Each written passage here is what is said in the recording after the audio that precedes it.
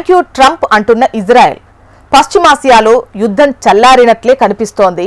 Israel, Iran మధ్య కాల్పుల విరమణ ఒప్పందాన్ని ఇరు దేశాలు అంగీకరించాయి. ఇప్పటికే టెహ్రాన్ కాల్పుల విరమణను మొదలుపెట్టగా సీజ్ ఫైర్ను తాము అంగీకరిస్తున్నట్లు ఇజ్రాయెల్ తాజాగా ప్రకటించింది. ఈ మేరకు ఆ దేశ ప్రధానమంత్రి బెంజమిన్ నెతన్యాహు కార్యాలయం అధికారికంగా ప్రకటన కూడా రిలీజ్ చేసింది. ఇరాన్ నుంచి అణుముప్పు తొలగిపోయిందని నెతన్యాహు అందులో తెలిపారు. ఇందుకు సహకరించినటువంటి అమెరికా అధ్యక్షుడు డొనాల్డ్ ట్రంప్కు కృతజ్ఞతలు తెలియజేశారు.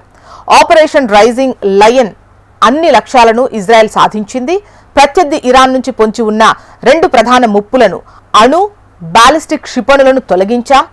ఆపరేషన్లో భాగంగా టెహ్రాన్ గగనతలాన్ని ఐడిఎఫ్ పూర్తిగా తమ అధీనంలోకి తీసుకోగలిగింది. ఆ దేశ మిలిటరీ నాయకత్వాన్ని తీవ్రంగా దెబ్బకొట్టింది. ఇరాన్ ప్రభుత్వానికి చెందిన డజన్ల కొద్దీ ప్రాంతాలను ధ్వంసం చేసింది.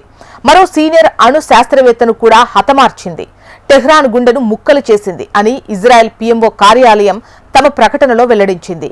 ఇజ్రాయెల్కు రక్షణ పరంగా సహకారం అందించడమే గాక రణరంగంలోకి స్వయంగా అడుగుపెట్టి ఇరాన్ నుంచి పొంచి ఉన్న అణు ముప్పును తొలగించడంలో సాయం చేసిన అధ్యక్షుడు డొనాల్డ్ ట్రంప్కు కృతజ్ఞతలు తెలియజేస్తున్నాం.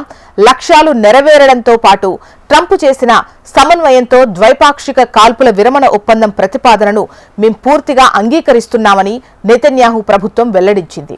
అయితే ఈ ఒప్పందాన్ని ఉల్లంఘిస్తే ప్రతిచర్య మరింత తీవ్రంగా ఉంటుందని ఇరాన్ను హెచ్చరించింది. ఇరాన్, ఇజ్రాయెల్ కాల్పుల విరమణ అంగీకరించినట్లు ట్రంప్ తొలుత పోస్ట్ చేసిన సంగతి మనకు తెలిసిందే.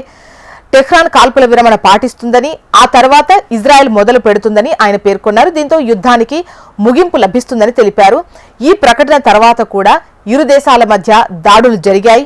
ట్రంప్ పోస్ట్ చేసిన 6 గంటల తర్వాత కాల్పుల విరమణను మొదలు పెట్టినట్టు టెహ్రాన్ ప్రకటించింది. ఈ క్రమంలోనే తాజాగా నెతన్యాహు కూడా దీన్ని అంగీకరిస్తున్నట్లు వెల్లడించారు.